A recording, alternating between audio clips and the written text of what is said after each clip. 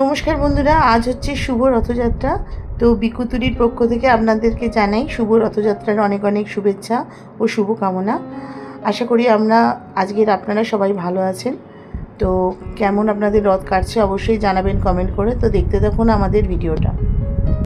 তো আমরা কোথায় যাচ্ছি সেটা ভিডিওর মাঝখানেই তোমরা বুঝতে পারবে। তো চলো এখন যাওয়া যাক।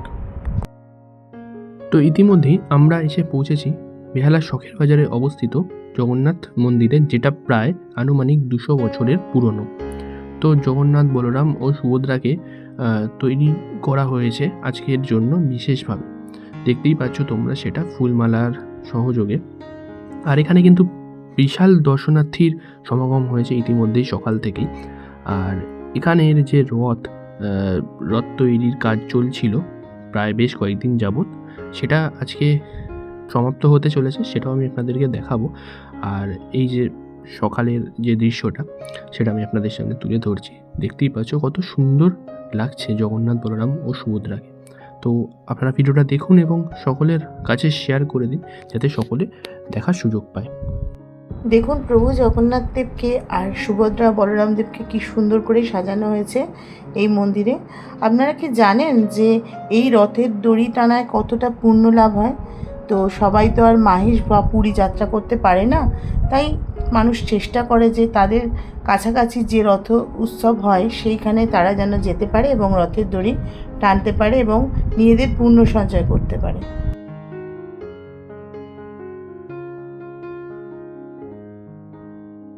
তো এখানেই তৈরি হচ্ছে সেই বিশেষ রথ, যেটা করে আজকে জগন্নাথ, বলরাম, সুভদ্রা যাত্রা করতে চলেছেন।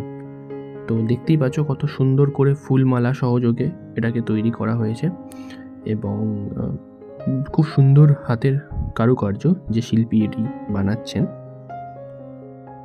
দেখুন রথটা কি সুন্দর করে তৈরি হচ্ছে, মানে শেষ মুহূর্তের কাজ চলছে রথের। এরপরে প্রভুকে বসানো হবে এবং সব ভক্তবৃন্দ মিলে রথের দড়িতে টান দেবে।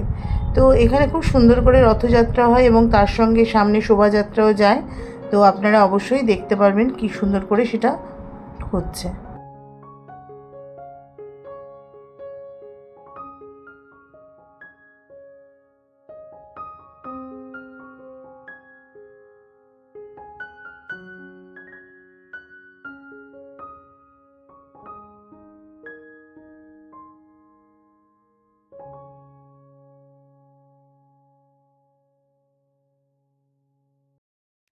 এই যে বেহালার শখের বাজারে এই যে জগন্নাথ দেবকে প্রভুকে নিয়ে যাওয়া হচ্ছে রথে বসানোর জন্য।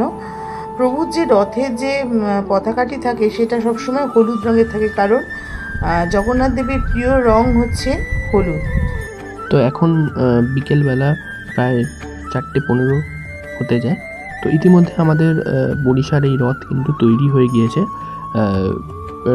পথে বেরোনোর জন্য। আর দেখতেই পাচ্ছ বহু সংখ্যক মানুষের সমাগম হয়েছে এখানে, ঠিক আছে। এবং এইখানে কিন্তু বেশ বাদ্যযন্ত্র সহকারে প্রচুর মানুষ রয়েছেন। এই মাঝখান থেকে জগন্নাথ, বলরাম ও সুভদ্রার রথ কিন্তু যেতে চলেছে। আর এখানে শঙ্খ প্রদর্শনী হচ্ছিল, যা এক কথায় সত্যি অসাধারণ লাগছিল শুনতে।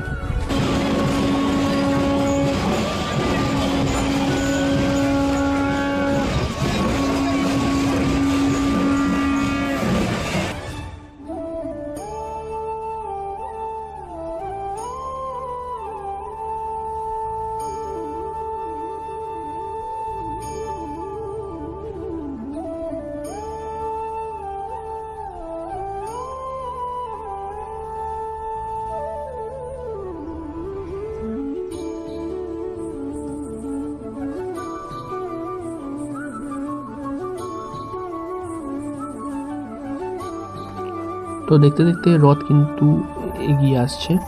চলুন আমরা আপনাদেরকে রথের দড়িতে হাত দিয়ে আপনাদেরকেও সেই অনুভূতিটা দেওয়ার চেষ্টা করি যে আমরা বাঙালি হয়ে জন্মেছি, এটা আমাদের কাছে একটা সবথেকে বড় পাওনা। তো বাঙালির 12 মাসে 13 পার্বণ, আর রথযাত্রা হচ্ছে তার মধ্যে একটা বিশেষ বা অন্যতম। তো এগিয়ে চলল রথ, আর এরই মধ্যে সকল দর্শনার্থীকে দেওয়া হচ্ছে বাতাসা প্রসাদ হিসেবে এবং সঙ্গে কলা। তো সত্যি বলতে এক অসাধারণ এবং অনন্য পরিবেশ। এবার আমি আপনাদের একটা অন্য জায়গার চিত্র দেখাচ্ছি। এই রথটি গড়িয়ার কবি নজরুল যে মেট্রো আছে সেখান থেকে নেবেই ডান দিকে এই রথটি দাঁড়িয়ে থাকে এবং সেখানে জগন্নাথ দেব স্বয়ং অধিষ্ঠান করেন। সেই রথটি আজকে রাস্তায় বেরিয়েছে। দেখুন প্রচুর মানুষজন চেষ্টা করছে সেই সবাই রথের দড়িতে একবার করে হাত দেওয়ার। আর এই রথটি হচ্ছে গড়িয়ার মানে রথতলা এই রথটি অনেক 350 বছরের পুরনো এই রথটি। তো এই রথে দেখুন প্রচুর মানুষজন লাইন দিয়ে আসছে এবং পুজো দিচ্ছে। আর এই রথটি হচ্ছে গড়িয়া শীতলা মন্দিরের ওখানে মা ভবতারিণীর যে মন্দির আছে মন্দিরের নিজস্ব রথ, সেটিও খুব সুন্দর করে সুসজ্জিতভাবে রাস্তায় রথের যাত্রার জন্য প্রস্তুত হয়েছে। এটি অবস্থিত মহেশতলা মোল্লার গেটে। এখানে চিত্রটাও আমি আপনাদের তুলে ধরছি। তো ইতিমধ্যে এখানেও কিন্তু রথ বেরিয়ে পড়েছে।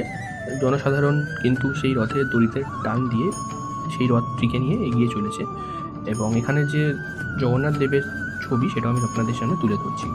তো ভিডিওটা ভালো লাগলে লাইক, কমেন্ট, শেয়ার এবং চ্যানেলটা সাবস্ক্রাইব করতে ভুলবেন না এবং উল্টো রথের জন্য আগাম শুভেচ্ছা রইল আপনাদের।